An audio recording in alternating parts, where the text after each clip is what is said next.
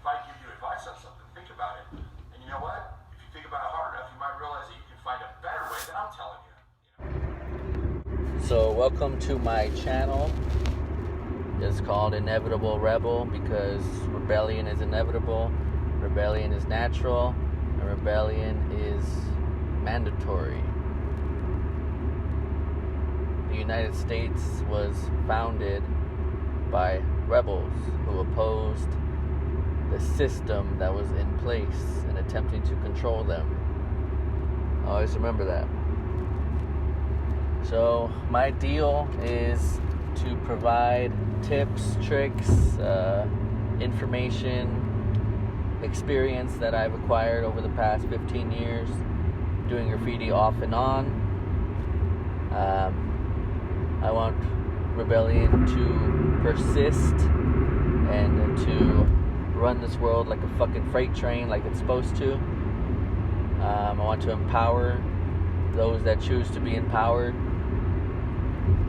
And I think for that reason, this channel should flourish. Anybody that subscribes to me will be hit up. Just subscribe, comment what you want me to write for you, and you will be hit up. You will be on camera. Your name will persist. Now, first things first, there are two different types of graffiti. One we all know, a lot of people love. That's writing your name, only your name, nothing but your name, but your crew. You write it over and over and over and over and over. You plaster it on fucking trains. You plaster it on walls. You plaster it on mirrors. You plaster it on fucking street signs, etc. Graffiti type 2, which took me a long fucking time to learn about and realize and study, is the writing of ideas. Whether that idea be to curse society or whether that idea be to awaken society. Whatever it may be. It's not a name. It's not tied to you. You're not getting any rep, clout, street cred. It's just an idea. Whether that idea be positive or negative. In my opinion, graffiti type 2 has more of a future, more of a purpose. But if you want to go fucking write your name and fuck shit up and get the recognition from your friends, that's cool. I did that for a long time, and a lot of that type of graffiti will be featured in my future videos. Now, the thing with graffiti type 1 is that there is such a thing as a graffiti task force. If you don't know what that is, pause the video, open another tab, go on YouTube, type in Graffiti Task Force. You can view firsthand the methods they employ to catch the first type of graffiti writer. And you will see that you're literally leaving a paper trail of evidence. And once you're caught writing that, they tie you to all the other photographs they've documented using that name. Graffiti type 2, you know, they can't really tie you to saying fuck McDonald's or fuck SeaWorld. You know, they can't say, oh, he did it. He wrote the same thing 150 fucking times over the course of 2 years. So, in my opinion, type 2 graffiti is smarter. But, you know, whatever you want to do is whatever the fuck you want to do, period. I can't control you. Your government sure as fuck can't control you. And that's just the way it's going to be. If you're watching this video, I feel you may agree with that. Now, one thing I want to go over first and foremost is being smart with what you do. I'm going to go over a few tips on how not to get caught. And if you are caught, how not to be prosecuted and found guilty. So, tip number 1, always wear gloves. If you get caught, and you have fucking, you want to fight it in court, you want to fight the case, you want to be found not guilty, then they're going to use evidence against you. The number one piece of evidence that they try to get from any graffiti type offense is paint or ink on your hands. That is literally being caught red-handed. Wear gloves. Once you're done with your mission, you take your gloves off. Throw them away. Don't keep them on your person. That's fucking stupid. Tip 2. Once you get lit up, cop car lit you up, you know they're chasing you, someone calls you a fucking asshole, says they're calling the cops, you need to fucking ditch your tools. Whether that be a spray can, whether that be a fucking Sakura, drippy ass fucking mop, you gotta get it off of your person and you gotta do it fast. Preferably out of sight, because that's evidence. If you happen to get booked, you get caught, you get arrested, you get popped, they're gonna keep on record what they found on your person. And if that record says a fucking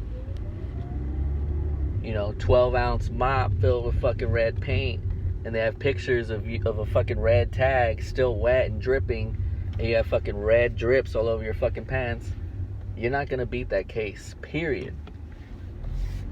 So tip 2 is ditching your shit. And a side note on that, you don't want to have every fucking marker in your collection on you. And you don't want to have a big backpack full of all your cans, because then you gotta ditch $100 worth of fucking shit.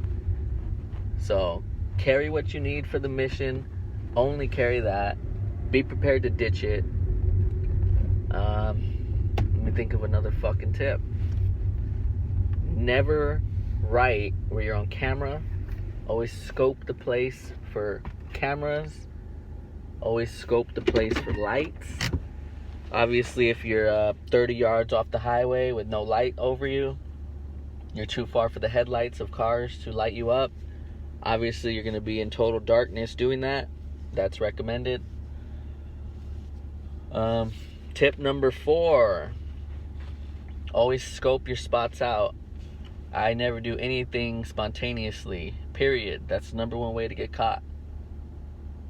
I don't go out to buy a fucking gallon of milk for my girl and I say, hey, let me bust a fucking fat ass flare on that truck right there. That looks juicy. Fuck no. Be smart. Plan your shit out. I always plan my shit out weeks in advance. If there's a box truck somewhere and it looks like it's low light at night, you can't see it from the street too much, alright, I'll drive past it, go to sleep, go to work, drive past it again. Yeah, it does look good. It looks good at night too. You can't fucking see what's on the other side. Alright, do that a few times. You feel good about it, make your move. Bust your mission. This isn't fucking child's play. You gotta be smart. They do, different states have different laws. You need to research the laws in your state, in your county. And you need to know what you're going up against, right? Pertaining directly to that, I want you to know that there are certain things you could tag on that you'll get in more trouble for than just, the regular fucking run-of-the-mill sign. In the state of Texas, those buildings are government buildings, schools, or churches. Those 3 buildings, if you get caught tagging on them, that's an automatic felony. And you're looking at 90 days state jail. Now, I'm not going to fucking tell you what to do, and I'm not going to tell you what to stay away from. But if you're fucking smart and you want longevity, you better stay away from that shit. Let's see. Smart rule number 5. What is it? Let me fucking think. Number 5. Okay, number 5, because I'm running out of rules, right? You got the basics down. I didn't fucking script this. This is off the cuff. I'm in my car. Number 5 is going to be indoor jobs with markers and shit. Don't use a smelly ass marker, alright? You're not using a fucking Magnum Sharpie, stinking up the entire fucking restroom. You're done, someone goes in, they smell it, they know it's fresh, they know you're the last person that went in the fucking restroom, right? Go with the Sakura streaker, go with an acrylic based marker, acrylic paint.